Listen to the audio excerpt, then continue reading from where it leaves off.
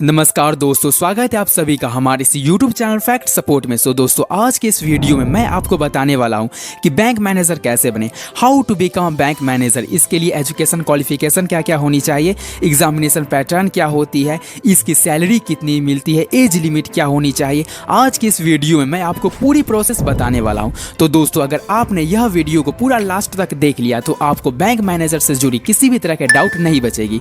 तो चलिए शुरू करते हैं। दोस्तों जो इंसान अपने लिए, अपने परिवार के लिए कुछ करना चाहता है तो वो कर लेता है, बस लोगों की मेहनत की ज़रूरत होती है। और जो इंसान मेहनत कर लेता है वो कुछ ना कुछ बन ही जाता है। खैर, कई सारे स्टूडेंट बैंक में अपना करियर बनाना चाहते होंगे, आप भी चाहते होंगे। और आज की दुनिया में लोग नौकरी पाने के लिए काफ़ी मेहनत और संघर्ष कर रहे हैं। इस कारण से कंपटीशन भी बहुत ज़्यादा बढ़ गई है। और अभी के इस कंपटीशन भरे युग में बैंक मैनेजर की नौकरी पाना इतना आसान बात तो नहीं है।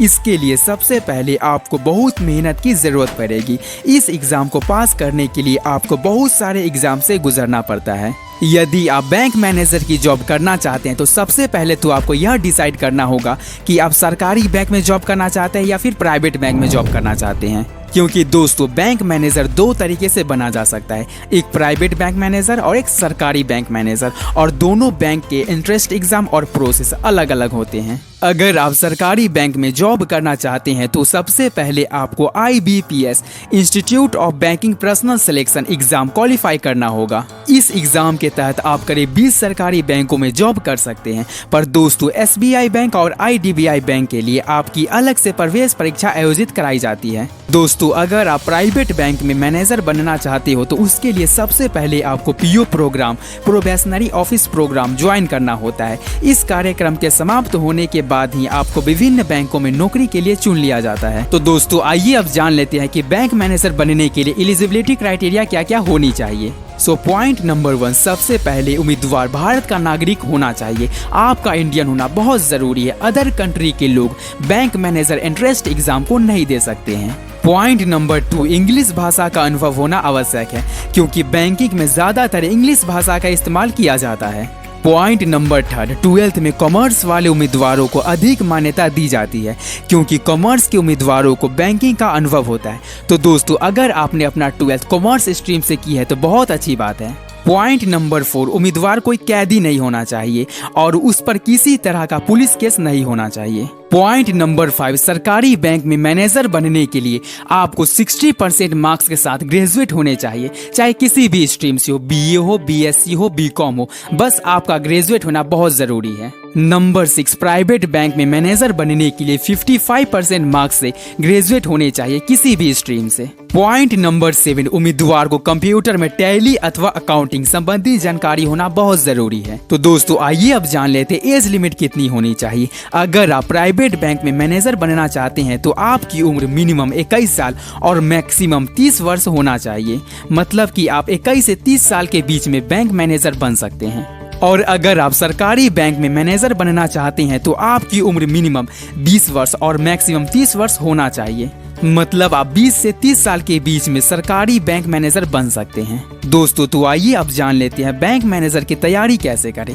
दोस्तों किसी भी एग्जाम को पास करने के लिए हमें सबसे पहले उस एग्जाम के बारे में जानना बहुत ज़रूरी होता है।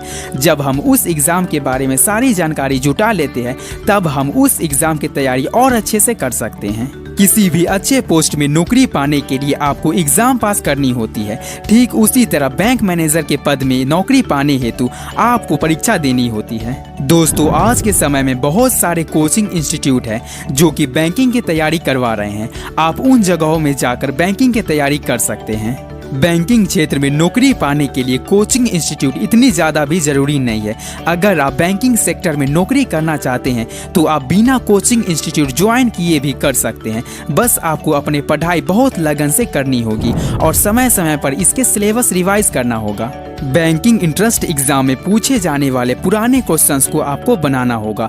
इस एग्जाम में पूछे जाने वाले हर विषय को आपको अच्छे से पढ़ना होगा। साथ ही साथ आपको हर विषय से पूछे गए प्रश्नों को हल करना होगा। तो दोस्तों आइए अब जान लेते हैं कि बैंक मैनेजर बनने के लिए आपको किन किन एग्जाम को देना होगा।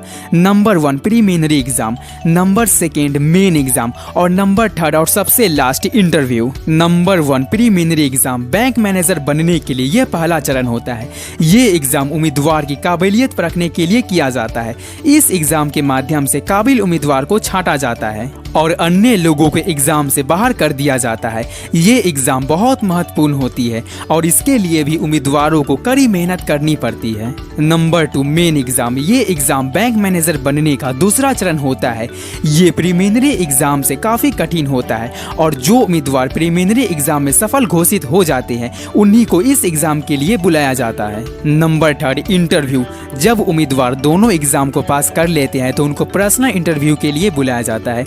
इस चरण में कुछ अधिकारी उम्मीदवारों को उनके बताए गए स्थान पर उनके डॉक्यूमेंट लेकर बुलाते हैं और अधिकारी उम्मीदवारों से कुछ सवाल जवाब करते हैं। उम्मीदवारों द्वारा उनके सवालों का जवाब किस तरह से दिया जाता है उसके आधार पर अधिकारी उन्हें पास करते हैं। दोस्तों अगर हम बात करें सैलरी की तो एक बैंक मैनेजर की सैलरी कम से कम 20,000 से लेकर 60,000 तक होती है।